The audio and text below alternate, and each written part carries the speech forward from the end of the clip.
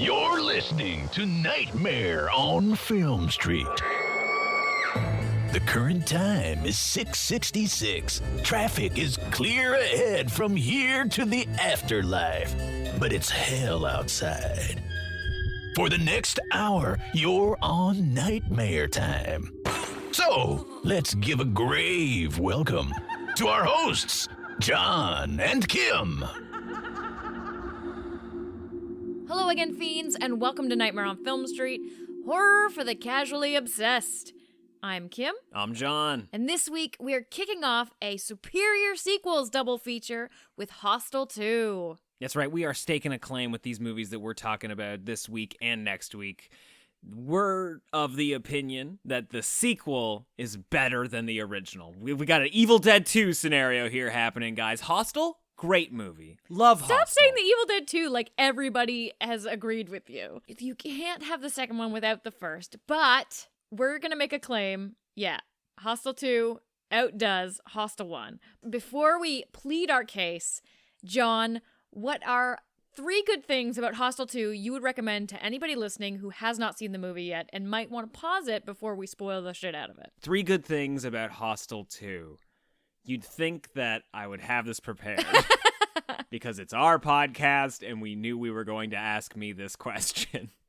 First off, Hostel 2 is its own story, but it does an incredible job of tying back to the first movie with one of the best cold opens of modern horror. Oh, it's definitely an homage to Friday the 13th Part 2. Poor old Annie. Hell yeah, man. Oh, so good. Number 2. It is way funnier than Hostel 1. So if you've only seen Hostel 1 and you went, ew, gross, not for me, this movie is absolutely hysterical. Is it? It's got some comedic beats that maybe appear to be funnier than they actually are because of how gruesome the rest of the movie is. I think you're just sadistic. It's way more playful than Hostel. Okay, playful. I will give you playful. Okay, I appreciate that. And third point, all female lead characters. So if you thought that Hostel 1 was a little chauvinistic because you're following it some was a little fucking... chauvinistic. Those are the characters. They're dude I agree bros. with you. I agree with you. These lead characters that we have here are so fucking good, and they kick so much ass in this movie. Unfortunately, maybe all of them don't make it out. But what a way to go!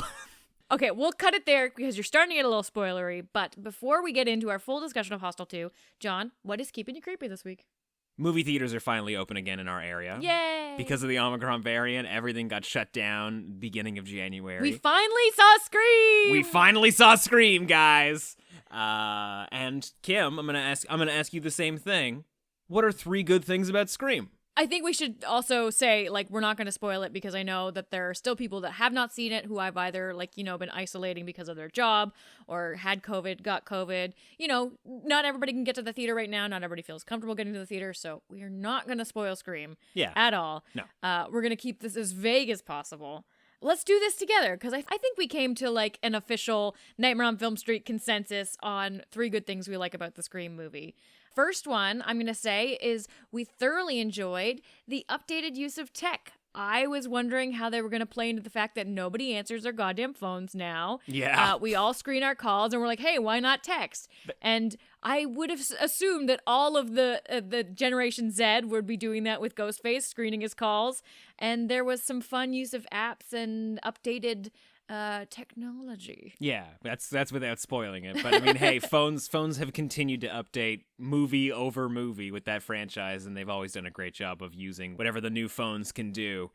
And we'll leave it at that, I guess. In terms of other modern updates, number 2, as always, fucking skewered modern horror movies. Oh yeah, they have quite some opinions about modern horror and modern horror fans, and just like the first, and I will say second film, very cutting. They pump the brakes a little bit, right at the end. They pull that punch slightly, oh, we didn't mean it fully. Those movies are still good if you like them, but there's a lot of good jabs in there if you're an old horror fan. Yeah, I really appreciated the take because I was really wondering how they were gonna explain this, what were they calling it, a requel? Yeah, and also, it's a slasher movie coming out in an age of elevated horror. So that was going to be a little hard to juggle anyway. And number 3, this should come as no surprise. Just given Ghostface's MO and his choice of weapon, there's a fucking gnarly knife wound in this movie, guys. Is that what we settled on? A knife wound is number 3? In my heart, that's number 3. If you got a third other thing you wanna throw out there, I'm fine with it. But the surprise tied for third, gory knife wound. I mean, can my number 3 just be Nev Campbell? Well, if that's the case, then my number 3 is gonna be Roger Jackson. Nev Campbell's in it. Yeah, the whole cast is there. You're gonna have to see it for yourself to The figure out. whole cast is Yeah. there. Everybody showed up. You'll have to see it for yourself to figure out how much they're actually in the movie. But yeah, that's kind of it as far as spoiler-free discussions. If you're curious, yes, Red Right Hand by Nick Cave does show up. Such a great cameo by that song. Yeah, that's the like unofficial cast member of the whole franchise, right? Like you gotta have Nev, you gotta have Courtney Cox, you gotta have David Arquette, and you need Red Right Hand. Those are just our spoiler-free thoughts, 3 good things we liked about the movie. If you want to hear our full opinion, if you want to hear what we thought about every kill, every weird decision, every story beat, we recorded a full drive home from the drive-in review of the new Scream movie immediately after coming back from the theater. Our first reactions of the movie. You can get that over in the Fiend Club at nofspodcast.com/Fiend Club. We're going to be releasing that episode Friday or Saturday this week, so keep an eye out for it. We're also hosting a little Valentine's Day watch party over there. We have a poll up right now. You can vote on which movie you want to watch. They're all a little bit secret. We put a little Valentine's Day-esque tagline for each with the release date, and everybody in the Fiend Club has been voting on what we're going to watch. That little watch party is happening Saturday night, February 12th at 9 p.m. Eastern, but be sure to go vote in our little poll to make sure you have a say in what we're watching. And that event is a Fiend Club exclusive. You can only get in if you're a member at nofspodcast.com/Fiend Club.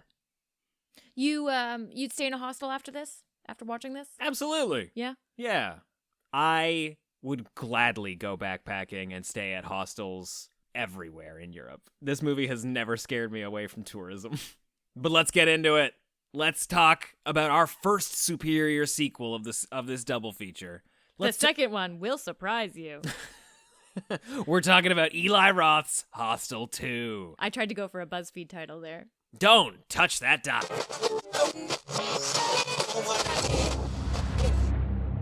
Jedes Jahr werden in Amerika 10.000 Menschen mit einer Schusswaffe getötet. Darüber hinaus werden über 2.000 Menschen erstochen. Amerikaner haben einfach keine Fantasie.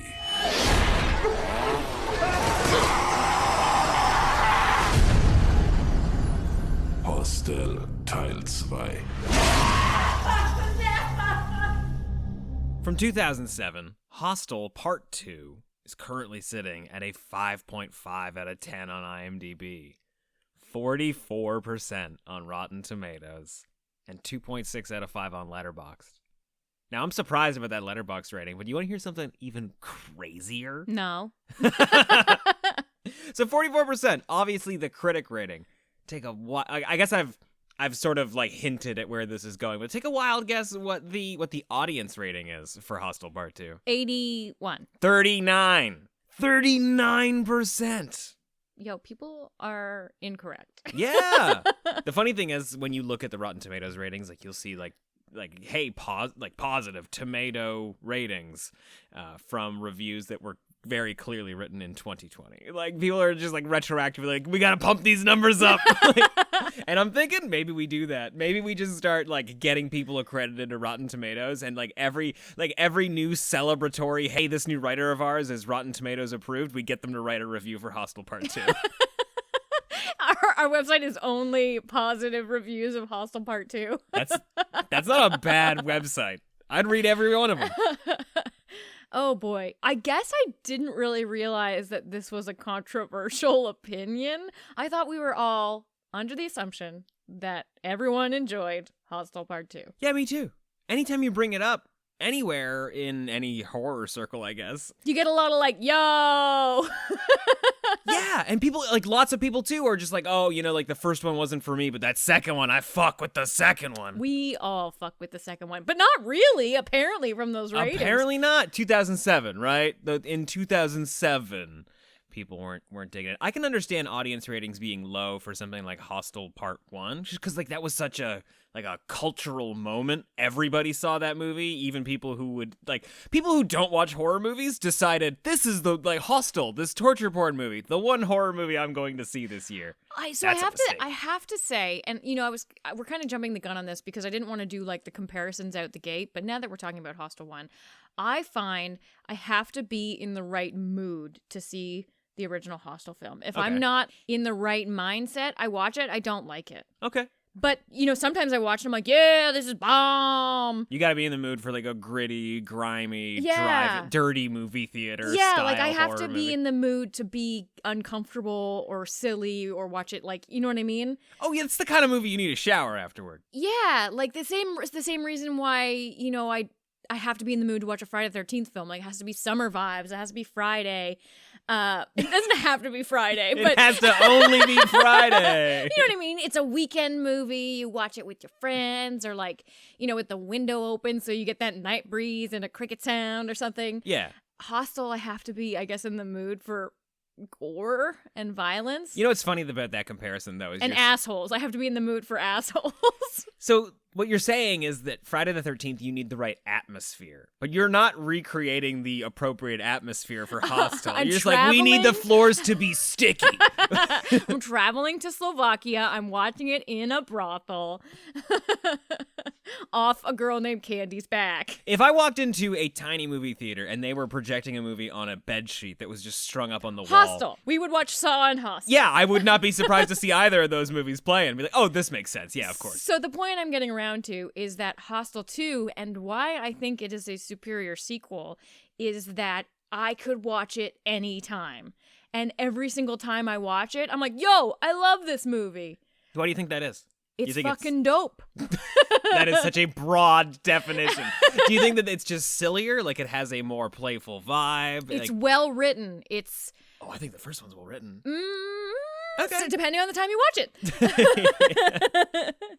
Okay, yeah. I think the characters are super interesting. I love all three of them. They're really well written. Absolutely. They are whole human beings. Yeah. And you feel bad for each and every one of them for different reasons. Like, murder is bad for any character to go through, but you feel let down because Lorna really liked this guy and he's a big jerk.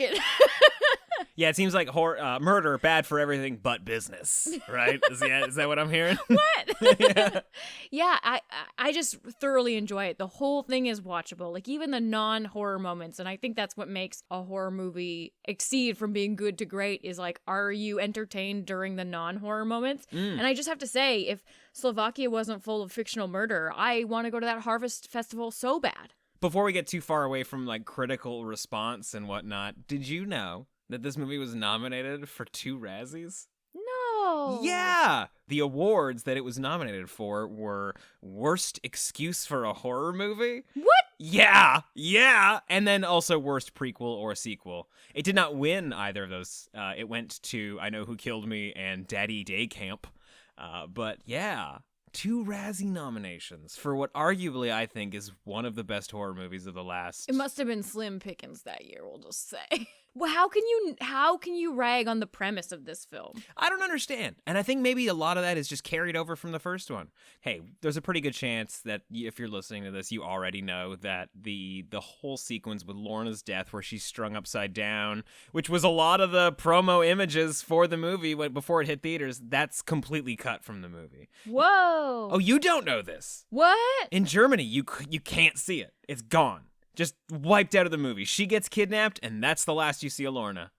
You never see her. You never see a bit of her death. There was, at one point, a unrated, extended German cut that you could get that had parts of the scene, but not the whole scene, and that's been banned. That's Whoa. So gone. Just in Germany, you can't fucking see it. Why? It's too brutal, I guess. She's based on like a countess. Yeah, like a real life person. Yeah, that Elizabeth Bathory, which it's somewhere in Europe. I'm sure that they were watching American Horror Story out there in Germany. Isn't there a whole season that's kind of based on Elizabeth Bathory? It is pretty fucking brutal, though. Oh, okay, so if you don't know what we're talking about, you've never seen this movie or it's been a while, there is a character. Her name's Lorna. It's fucking heartbreaking because she falls for the sweetest looking guy. And she's such a safe girl. Like, she doesn't drink and you know, like she all she wants to do is journal. Yeah, and have a good fucking European vacation. And even the girl she's with kind of treat her like a heel, and she kind of knows it. Oh yeah. Oh, it's so rough. Anyway, she gets kidnapped. And super duper murdered. And strung up like a pig and her throat cut. Yeah. For her blood. Yeah. So I think the most interesting thing about that death too is everybody else that we see kill a person in either of these movies, Hostel 1 and Hostel 2. Hostel 3 is its own animal. It's all just in plain ass rooms, right? Maybe the room's clean, maybe the room's dirty, but it's just four walls and a door. This woman who kills Lorna has her own dedicated like bathhouse. It's still tiled. grimy, but yeah. Yeah, of course it's grimy. People commit murder there. There's nothing but blood. It's not like no one's leaving Yelp reviews for the elite hunting club's bathhouse, you know? There's candles though. She's made a nice romantic night of it, and she just walks in, sits in this shallow pool underneath Lorna, and hacks her to pieces with a long bladed scythe. Including like a really gory throat slit that just showers her in it. But the scene in this movie, it hurts to know that it's cut because I think it's kind of what puts it in the pantheon of great horror movies. Go on. Honestly, it's kind of a thesis statement for the whole movie, regardless, but it just looks great. It is so blood hungry, this scene. Like it's just like foaming from the mouth for the gore of it all. The sound design is amazing. Like leading up to the death where she's sort of like teasing her and taunting her and she's just dragging the blade across her skin. Oh my god, I can't even. Oh, oh it's brutal. Ugh. It's brutal. It's where so it, like, great. Skitters on. Yeah. Oh. And I mean like if you remove yourself from it a little bit, if you just try to approach it like a craftsman or something, like 100% that is the sound of fabric being torn or fabric being scratched at. You know, it's not the sound of skin. It's so great, and it all comes together so perfectly. But I am cringing in my own skin right I know, now. to be honest, I think that's why I keep sort of describing it more and more, is because I can see the look on your face, and it's hilarious. But I mean, don't you think this is, like, outside of, like, all of the great ramblings from Stuart and Todd, who we really follow in the movie. Oh, I love it. Don't you think, as a short film, you get everything about the Hostel movies in this scene with Lorna's death? Just this fucking woman who has all the money in the world to actually bathe in the blood of people regularly? Should anyone have that much money? Like the amount of money it costs to even just rent that room is more than most people could afford. Yeah. But then to pay for a human person to do anything you want with, and to pay to have them disposed of and all evidence of them erased. Like, that's a stupid amount of money. It's just, it's the epitome of excess. Like, sure, she's not buying Lambos and, like, wearing 18 gold watches on her wrists. Hostile alternate. Yeah. Elizabeth Bathory just buys a bunch of Lambos. Yeah. But I mean, it's no different. It's a stupid amount of money. And to see her bathe in it and know that it does nothing is hilarious.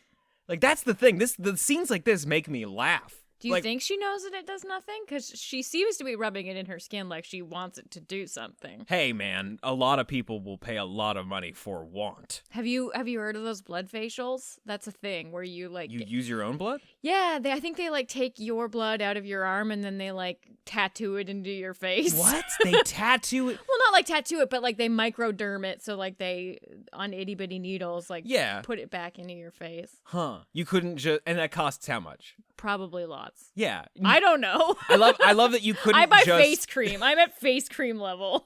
If you're gonna go to the lengths of doing that, couldn't you just prick your goddamn finger and just rub it around a lot? Mm. Yeah. You could buy a whole American woman to to bathe in, I guess. Yeah, and so like that's the thing for me. Like that's why I love that scene in the movie. Like as a kill, it's brutal. It looks great. In the grander scope, what you're talking about like how it's kind of about capitalism, more or less. Fuck yeah, or dude. greed or excess. That's why I really enjoy the bidding sequence in Oh, this yeah. movie. No, and how we totally. have the double screens where we're watching Todd outbid all of these men, and you get to see a glimpse of the lives of these people that are bidding, and it's basically just affluent white men. Oh, yeah. Old, gross white men. And they're all very plain and boring looking. Yeah, and they're all like with their wives and families, like shielding their circa 2000 era cell phones while they bid on these American girls. And the fact too that we're also watching the girls who are seemingly free at this point, just laughing and giggling and hanging out, while we're also seeing cuts of their face scanned on a cell phone with a bidding price increasing in $1,000 amounts. It's so sinister, and I thoroughly enjoy it. But the way that it's presented is so fun. Like, it's not, like, it's kind of hilarious, it's silly, it's interesting, it's super dark, but you almost feel happy for Todd that he won that bidding war when he gets it. I also love that he's on a golf course. Like, all the big deals go down on golf courses, right? But it's like, you know, you've been in an eBay auction before where you finally fucking won something. Like, you're almost like, yeah, way to go, Todd, when he gets her, even though you know he's the villain of the fucking movie. Yeah, it's true. And you do kind of like them because they're both, Todd brings his reluctant friend Stuart with him. Yeah. And it's just basically like bro up talk the whole time. Oh, yeah. They're there because Todd's trying to convince Stuart to go along with it, obviously. He's just like, we got to do this, rite of passage. You know, like when guys come back from high school break and they've lost their virginity and you can see it on them. And like, that's what it's going to be for us, but murder time. I love that he thinks he's going to have an edge in a boardroom meeting because he's killed someone before and people are going to smell it on him. They're just going to know. That's a plausible emotion somebody like that could have, or a thought that they could have. Totally. Like, it's cutthroat here, it's man eat man, and I've eaten a man before. Yeah. Oh, it's great. It's so good. Something else that I really appreciate, and this kind of goes back to you doing your comparison between the first two. Yeah, we didn't really get your comparisons. I like them both. Like, I like both of these movies almost equally. Hostel 2, I like a little bit more. It is way more fun. It is better written. And I think the other thing is that I'm amazed at how much I enjoy a movie that expands its universe. I never really like that. I am the same way. Yeah. I normally hate that. Yeah. But even just watching people getting the hound dog tattoos, thoroughly enjoy it in this movie. We see it a couple times. I love it. Well, also because Stuart tries to turn it down. Like, he's like, Yeah, you know, and then I you're can't like, explain oh, a tattoo shit. to my wife. Yeah, and you're like, oh, these guys they've done a deal, and they're just as at risk at being murdered in this place as the victims in some cases. Oh, yeah. Now, like, here's the other thing. Like, I get it that part of the contract is you have to kill somebody before you leave. Join the club. Yeah, because essentially, like, we've all got dirt on each other. Like, you're not... That's the NDA. Yes, that is, is the harshest, most serious NDA that you could ever sign. Yeah, pretty much. I don't understand why none of these people assume that they're not going to get blackmailed at some point. Like, we were talking about it at the end of the movie. Why isn't Hostel 3 a version that zooms out a little more from... Like, in the same way that Hostel 2 zoomed out from Hostel 1, Hostel 3 should zoom out and you just see that the elite hunting group controls all of the governments of the world. Because all of the richest people have come to their place to murder people. On camera. On camera. They have DNA evidence. They have all the proof that they would ever need to get you to sway your vote to anything that they wanted. Yeah, all they need to do is like drop a skull with its intact teeth in a lake near where they live, and you're just like, Yeah. But have you seen the state of their hostels though?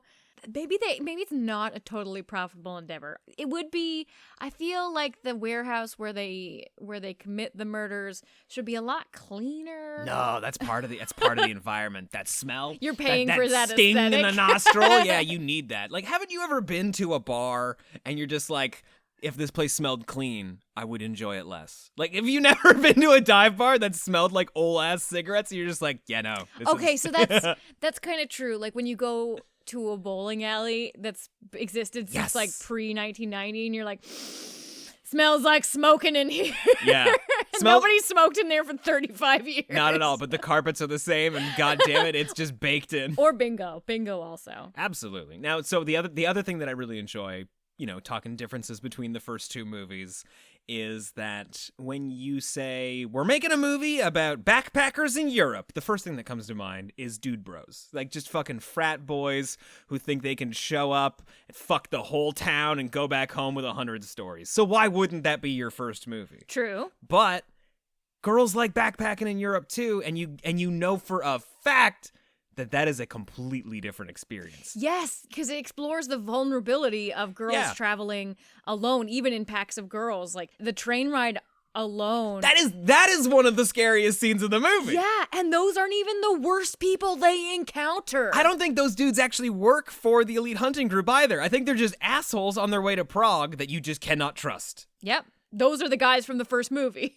Yeah, and like the girl group here, Beth, Whitney, and Lorna are no different than the dudes in the first movie. Their goals are essentially exactly the same too. I want to show up, I want to get laid, I want to have a few drinks, and I want to experience the culture. But they cannot approach it at all the same way.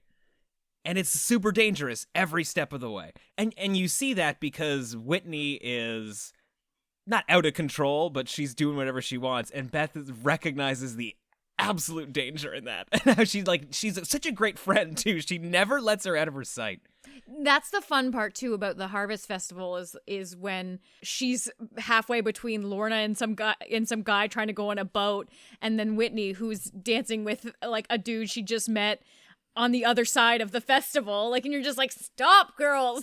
Yeah, for the love of God. This is dangerous. And then have some water. And the worst part is that Victor Crumb, who Whitney's like hanging around with, ends up being a decent dude who gets hostiled himself. He gets cannibalized. And because of what you know about the first movie, you think he's a bad guy. You think he's a baddie. You can't trust anyone. He just, he's just really upset that she took away his one opportunity to sleep with Whitney. Everybody out there might be selling you for meat. You just don't know. What do you think? Because I feel like we need to talk about this dude, even just for a second, just to acknowledge him. What do you feel about the guy that runs the hostel? Oh, you gotta come to the party. It's a sexy good time. That guy, he's hilarious. He makes me more uncomfortable, I think, than anybody else in this movie. He feels like out of real life, is what you're saying? Yeah. Everybody else feels like a horror movie villain, but this guy, you're like, I don't know, something about that little thin mustache. There's a lot of people who work for this company or cult or whatever it is.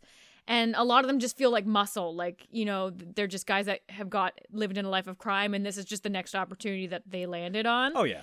But he feels like he's so into it. Like, he grew up wanting to be a spy or something. Oh, yeah. Like, yeah, because he definitely has I know something you don't know. The whole time. It's just so slick and sleazy. And, like, I cringe smile especially at the Harvest Festival when he's like, you should have a drink up, have a great time. He won't be bothering you anymore. Yeah, and you're like, oh. Anybody wearing a sweater vest in 2007 is pure evil. He's just sleazy personified, and I can't. It's cringy as the scythe going down Lorna's back. I love that he comes back. I love that he is. Is he the only? He's one of the only carryovers. The other two would be like the bad guy with the dogs, the bald bad guy with the dogs, and the kids, the kid gang. Oh man, I'm so happy they made it back. I like them too because they represent like anarchy and lawlessness, and they're the only people that don't play by the rules of society. Yeah. And like especially they're not teamed with this bad group that's running the town. They're not for the tourists. They're not for anybody. No, they're just purely there for survival and gum. They want they want gum. They have such a fun little arc in this movie. The end, like the final image of this movie is them playing soccer with a severed head. How does this movie have a 39% audience rating on Rotten Tomatoes? It's criminal. I'm imploring all of you to start your own blog and become Rotten Tomatoes or accredited. Come write for our blog. Yeah, so that way we can pump that number up. And hey, like, do your part. Open a Rotten Tomatoes regular ass audience account and just get that number up. I don't even think you have to write a review. I think you just walk in and you're like, I liked it. And that's it. You walk away. We just need a few thousand of you to do that. Are we starting a campaign right now? Why not? 15 years later, like Hostel 2 deserves at least a 75%. All right, I'll design a t-shirt. That's not a bad idea.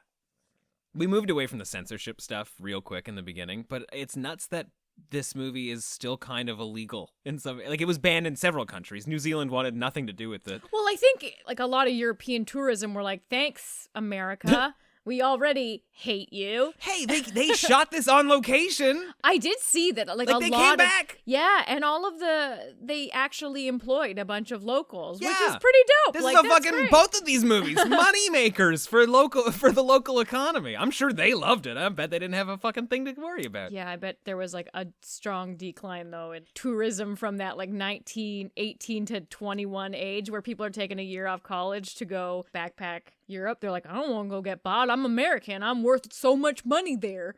Yeah, it ruined tourism so much that Eli Roth eventually had to make a movie that was just set in the middle of nowhere. Like it's like Green Inferno. The only reason it got made, he's like, I'm not allowed to film anywhere. What the fuck? You can only film in the jungle now. Yeah, exactly. This is your area. You stick to it. Speaking of Eli Roth, maybe this is just like a cheeseball thing that I like to do, but every time I watch one of his movies, I like to envision who he has, like The proxied. surrogate? Yeah, like which character is him. And I definitely think that he is the guy that tries to warn Beth when he asks her for a dance. I love that the next time she sees him though, he's very clearly beaten up and he's leaving town. Yeah. Like he's got a pickup truck with all of his belongings on it. That's Eli Roth. That guy got out easy. How do you get fired from the elite hunting club without being murdered? I don't think he worked. He was just a villager who knew what was up. Oh, Yeah. Okay. Yeah, he was definitely just a townsperson that wasn't turning a blind eye. Because everybody at that festival, one, has to know what's up because there's all these rich American men with binoculars staring at the teenagers dancing. But I'm just going to go out there and say that Harvest Festival happens every night. Well, I'm sure it happens every night that time of year, though. It's tourist season, baby. What are you talking about? We gotta make a fake festival. I think every small business owner in that village is definitely turning a blind eye to it. Whether or not they're actively involved in it, it's very much a don't ask, don't tell kind of situation. For sure. Yeah. And isn't that true about all of the fucking places that rich people decide to vacation? The government. Right? Am I right? No, I mean, like, both of these movies, and, like, that's the thing I don't understand. Like, people talk about how these movies are super misogynistic, and I just don't agree with that at all. The characters in the first one, I will say, are definitely misogynistic. But that's where it stops for me. Okay, it's not like there aren't characters in this movie that are misogynistic, but they aren't heroes. Like, Todd and Stuart are the most misogynistic dudes. Stuart more so, which is hugely surprising, because Todd's not a nice guy. Stuart's the fucking worst. It's not like at the end of the day we're like, oh man, I was real sorry that Stuart got his dick cut off and he died bleeding, after trying to rape a girl because he couldn't kill his own wife back home. That really hurt me because I was like, Stuart, I'm like Tyra Banks in America's Next Top Model. We're like, Stuart, we were rooting for you. We wanted you to win, Stuart. You didn't think that was a lie from the beginning? I saw right through that shit the first time we watched this movie. I'm like, nah, this guy's playing a game with himself. The horror watcher in me was like, we gotta keep our eyes on Stuart, but like the horror lover in me was like, Stuart's gonna save those ladies. But and then he's gonna adopt them. And then he's gonna adopt them. Oh man. Oh, I think out of all of these movies, Beth is the only girl who wins. I think Beth is fucking ruined. No, I think Beth becomes what Todd wants to be. I think Beth is now the fucking mogul who goes into a room and people are like, we don't fuck with Beth. I don't know why. There's just something about her. Because she's cold and ruined inside. Her friends got murdered. And she saw the image of her friend with like her hair ripped out and her eye cut up. She got sweet, justified revenge. Yeah, sure. She's traumatized by that. But what about after the revenge, John? It's cold and empty there. Revenge We're never gonna helps. worry about that later. We're gonna let future Beth handle that. Like, we are just That's interested. post-credit rolls, Beth. We don't care about that. We're interested in the Beth that's hiding in the woods to cut off the big bad girl's head with an axe. Yeah, but even there, when she pulls the hood down, she's wearing lipstick, but like her face is sallow and her eyes are cold, and I don't think it's a happy ending for her. That's why the music and the kids playing with the head is funny, because it's like this weird irony. Oh, okay, sure. Nobody wins in Hostel. Nobody wins in any horror movie if you want to start looking at it like that. No final girl goes on to have a great picnic the following weekend. It just doesn't happen. Brunch is ruined. Vacations are gone. No, you are now Jamie Lee Curtis in Halloween 2018. And every That's your 20 best case scenario. years, you gotta put the fucking shirt back on, and you gotta go back out there and kill him again. Yeah, but that's also just like an interesting thing about the Hostel movies, because like I don't believe that company is gone. Like Beth has, absolutely not. Yeah, Beth has cut the head off the person up top, but it's a tetrahedron? No, that's a shape. What's the name of that creature, that Greek creature? The Hydra. The Hydra. You did it, kid! You did it, you won! On a smaller scale, though, like, yeah, okay, grand scale, capitalism bad, but also just, being in a strange place, you have to keep your wits about you at all times, even when you're naked in a saltwater bath that smells like farts. Oh my god! Man, so we visited a hot spring recently. Let's talk about hot springs. I don't know why this wasn't the first thing I wrote down. Like, we gotta talk about hot springs. We drove through Utah. Is that where it was? Colorado. There's a hot spring in Colorado. And we were like, man, that looks so pretty. Let's go check it out. Let's go walk the dogs there, have our lunch, whatever. And I honestly thought something broke in our RV because I was like, it smells really bad, John. I think our plumbing has gone. Let's open all these windows and go walk the dogs. And then we realized the town. It was the town that smelled. The whole town smelled like farts. And there were people everywhere drinking mochas and wearing bathing suits and dancing around in the steam. It was a rich-ass vacation spot for sure. I bought 2 coffees there, and it cost like $13. What? Yeah. So our that's dogs why had little coats, so we fit in. But I was like, I think the green hair and the horror t-shirts and the vomiting in the mouth probably gave us away.